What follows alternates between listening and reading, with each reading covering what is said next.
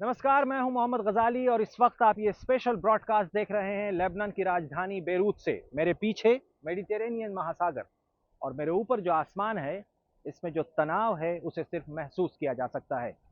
पिछले साल इसी दिन जब गाजा पट्टी से सटे इजरायली इलाके में हमला शुरू होता है, तो वहां पर सुबह उठे हुए लोगों को कभी गुमान भी नहीं था कि 7 अक्टूबर उनकी जिंदगी बदल देगा।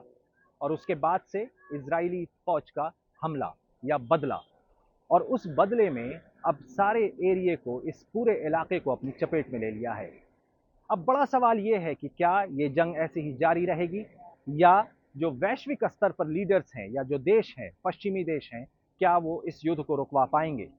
क्या लेबनान में बसे हिजबुल्लाह के जो फाइटर हैं, क्या वो ऑक्यूपाइड टेरिटरी जो पैलेस्टाइन की है, जिस पर इसराइल का कब्जा है, क्या वो इस हमले को रोक पाएंगे? क्या ये जंग अब रुकेगी, या एक बहुत बड़ी जंग का अभी भी इंतजार है? लेकिन इससे पहले देखिए ये खास रिपोर्ट।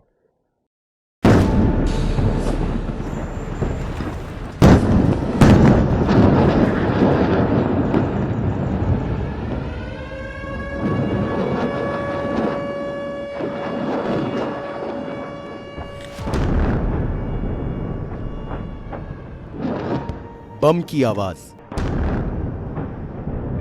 बारूद की गंध, मलबे में तब्दील इमारतें। 7 अक्टूबर की बरसी पर लेबनान के आसमान में पूरी रात धमाके होते रहे। धुआं उठता रहा। लेबनान की राजधानी बेरूत पर लगातार हमले जारी हैं। बीती रात भी इजराइल ने बेरूत पर जमकर बम बरसाए।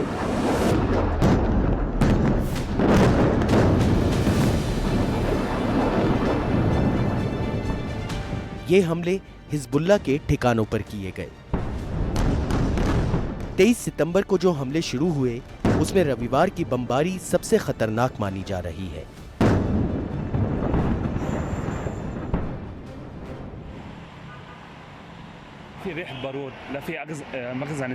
ईमानदारी से कहूँ तो मुझे लेबनान के लिए अफसोस है। हम लोग के चलते ऐसे हालात बने हैं, कुछ भी नहीं बचा।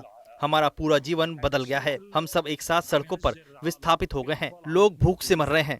बारिश और बमबारी के बीच बैठे हैं। हमारे लिए कोई उम्मीद नहीं बची है। इजराइल का दावा है कि उसने साउथ बेरूत में उस इमारत को निशाना बनाया जिसमें हथियार इकट्ठा करके रखे गए थे।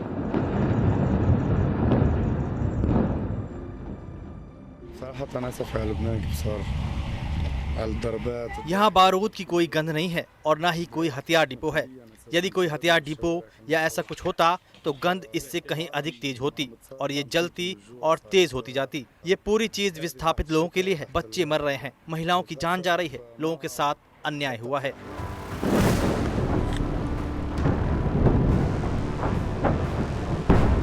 लेबनान में इजराइल की तरफ से स्ट्राइक जारी है और इसका फिलहाल अंत भी नहीं दिख रहा है।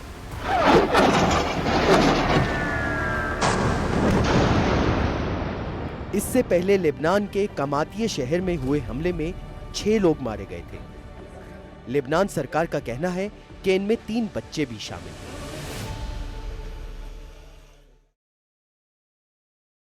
इस वक्त मैं एक ऐसे मुल्क में हूं जहां के बाशिंदों के दिमाग में और जहन में सिर्फ एक ही सवाल है कि ये जंग रुकेगी कब। और जिस तरह से इजराइल के प्रधानमंत्री बेंजामिन नेतन्याहू ने कहा है कि जब तक आखिरी बंधक को रिहा नहीं कर लिया जाता, इजराइल की जंग जारी रहेगी।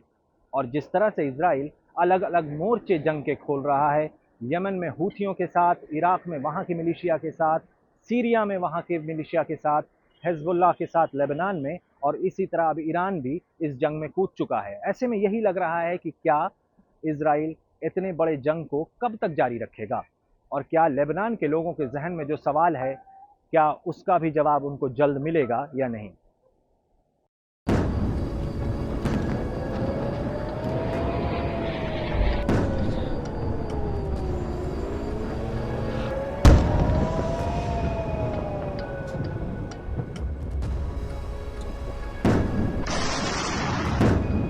Israel will fight until the battle is won. Israel कह रहा है कि जब तक वो जीत नहीं जाता तब तक लड़ेगा। और कहा यह भी जा रहा है कि Israel mother of all bombs का इस्तेमाल कर रहा है।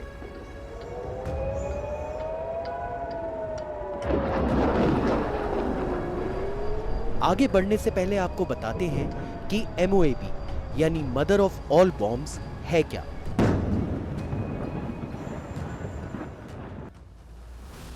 पहली बार मार्च 2003 में इराक वॉर के समय इसका प्रशिक्षण किया गया था। US एयरफोर्स ने तब जानकारी दी थी कि टेस्ट के दौरान मशरूम जैसा धुआं हुआ, यानी वैसा धुआं जो परमाणु बम के धमाके के वक्त होता है। तब इस धुएं को 32 किलोमीटर तक देखा गया था। दरअसल इस बम का नाम massive ordnance air blast bomb है, जिसे मदर ऑफ ऑल बॉम्ब भी कहा जाता है।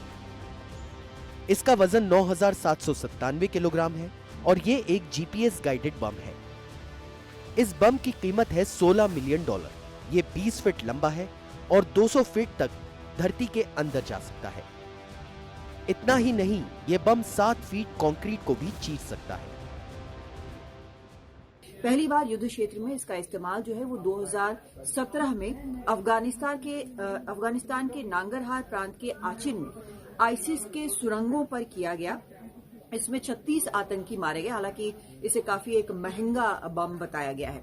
हालांकि इससे भी जबरदस्त बम जो है वो अमेरिकी मिलिट्री के पास भी है और तो इससे 4 गुना ज्यादा मारक बम जो है वो रूस के पास है, जिसे फादर ऑफ ऑल बॉम्ब्स कहा जाता है। ये भी एक अलग किस्म का नाम दिया गया है। अब सवाल उठता है कि इसका इस्तेमाल इजराइल ने कब और कहां किया।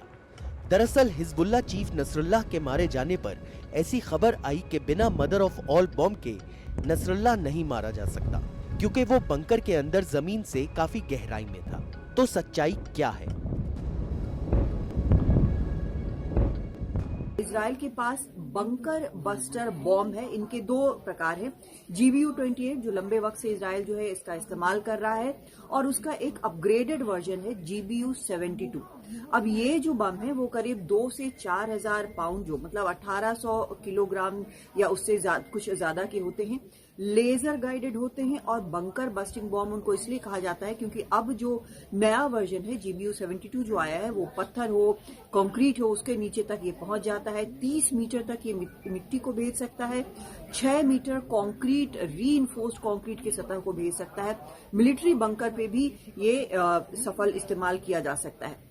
बताया यह जाता है कि इजराइल ने हसन नसरल्लाह को मारने के लिए कम से कम जो बंकर जो हसन नसरल्लाह का था वो 60 फीट जमीन के नीचे था, तो उसके लिए 80 टन बारूद और 85 बंकर बस्टर बम जो हैं वो इस्तेमाल किए। तो यहाँ पर मदर ऑफ ऑल बॉम्ब्स के इस्तेमाल की कोई रिपोर्ट नहीं है।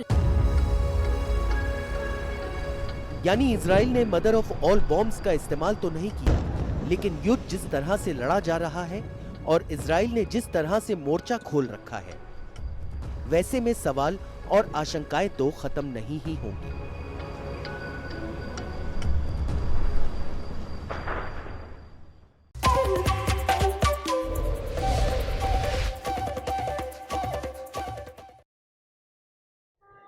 इजराइल का जो किला अभेद्य था उसमें 7 अक्टूबर को पिछले साल हमास ने सेंध लगाई और उसके बाद करीब 1200 लोगों की हत्या की गई और 200 से ज़्यादा लोगों को बंधक भी बना लिया। इजराइल अब उन्हीं लोगों को छुड़वाने के लिए गाजा पर हमले किए जा रहा है और ऐसे में शांति बहाली के सारे प्रयास जो हैं वो विफल हुए हैं। वैश्विक स्तर पर चाहे वो संस्था हो या नेता हो, वो बार बार शांति स्थापना की अपील तो कर रहे हैं, लेकिन अभी तक न सिर्फ गाजा बल्कि लेबनान में भी हालात बहुत बदतर हो गए हैं।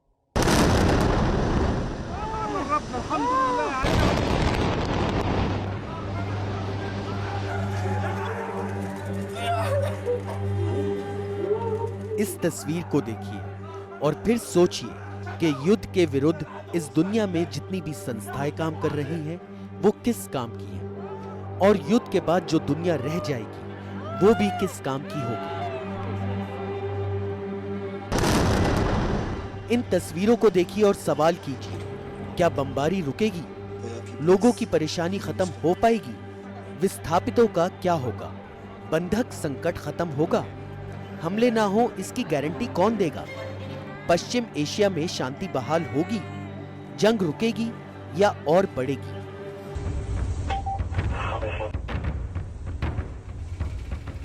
सात अक्टूबर 2023 को जिन जगहों पर हमास ने हमला किया था, उनमें नोवा म्यूजिक फेस्टिवल ग्राउंड भी एक था। उत्सव का खुशनुमा माहौल अचानक डरावने सपने जैसे दृश्य में तब्दील हो गया था। 364 लोग मारे गए थे। कई लोगों को हमास ने अगवा कर लिया था।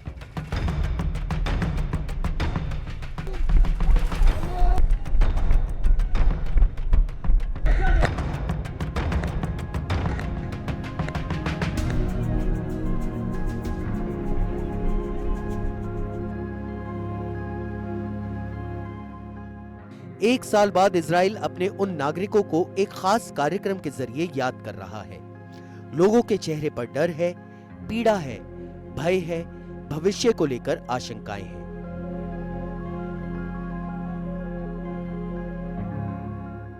एक खास रिपोर्ट देखिए उसी नोवा म्यूजिकल साइट से।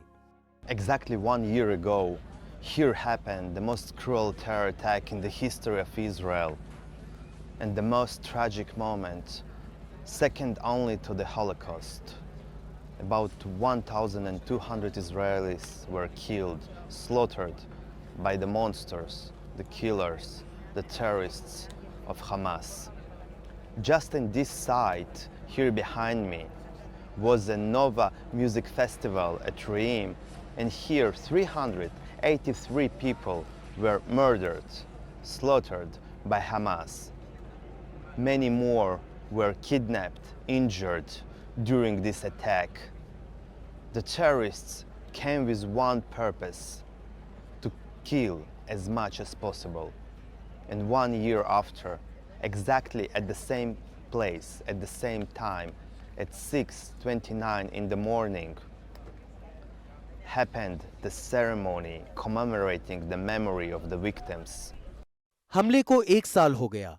इजराइल आज भी यही संदेश दे रहा है कि वो जिस रास्ते पर निकला है उससे पीछे नहीं हटने वाला। 1 साल पहले हमें एक भयानक झटका लगा था। पिछले 12 महीनों में हम वास्तविकता को पूरी तरह से बदल रहे हैं। आपने हमारे शत्रुओं पर जो प्रहार किया है उससे पूरी दुनिया हैरान है, और मैं आपको सलाम करता हूं और आपसे कहता हूं, आप विजयी पीढ़ी हैं। इन 365 दिनों में गाजा में 41,000 से ज्यादा लोग मारे गए हैं, जिनमें आधे तो महिलाएं और बच्चे ही हैं। इस दौरान गाजा में करीब 1/4 इमारतें पूरी तरह बर्बाद हो चुकी हैं, जबकि आधे से ज्यादा रिहायशी घरों को नुकसान पहुंचा है, जिनमें 2,15,000 से ज्यादा घर हैं। 1 साल में गाजा में पानी और साफ सफाई की व्यवस्था खत्म हो चुकी है। जिस खान यूनुस इलाके में साल भर पहले जीवन था, आज वहां मौत का सन्नाटा है। हालात कठिन है, न पानी है, न बिजली, न हमें सिर ढकने के लिए छत मिल रही है, न गद्दे हैं, कुछ भी नहीं है हमारे पास। जैसा कि आप देख सकते हैं, विनाश के हालात हैं। इस बीच साल भर पहले हुए हमास के हमले के विरोध में दुनिया भर में प्रदर्शन भी हुए। बर्लिन में सरकारी इमारतों पर पोस्टर लगाए गए हैं। इस वक्त 7 अक्टूबर को मैं यहाँ बर्लिन में हूँ, एक ऐसे इलाके में जहाँ पर यहूदियों के लिए एक स्मारक जो है वो बनाया गया। तकरीबन 20 साल पहले स्मारक बनाया गया, और ये स्मारक इस लिहाज से काफ़ी अहम है क्योंकि जर्मनी में इसको लेकर काफ़ी पहले बहस हुई कि क्या उस गलती को स्वीकारते हुए ऐसा कोई स्मारक बनाया जाना चाहिए जो कि नाजी के दौर में किया गया। 1933 से 1945 के दौर में तकरीबन 60 लाख यहूदियों का नरसंहार किया गया, और न सिर्फ जर्मनी में बल्कि यूरोप के पोलैंड जैसे देश में भी जो है वो नरसंहार किया गया। और जर्मनी ने अपनी गलती मानी, उसने खेद भी जताया, और इस वजह से जो यहूदी हैं उन्होंने इस देश को माफ़ भी कर दिया। इजराइल के समर्थन में यहाँ पे कई सारे पोस्टर्स लगे हैं, 7 अक्टूबर उस पर लिखा हुआ है, और ये एक स्मारक जो है वो उस जर्मनी की गलती मानने की प्रवृत्ति को दिखाता है, जिसके तहत उसने न सिर्फ अपनी गलती मानी बल्कि यहाँ मध्य बर्लिन में इतना बड़ा जो स्मारक है वो बनाया। और स्मारक के नीचे एक म्यूजियम भी है जिसमें जिस तरह से कंसंट्रेशन कैंप में यहूदियों को मारा गया, जो कत्लेआम किया गया, उससे जुड़ी जो यादें हैं उसको संजो कर रखा गया है।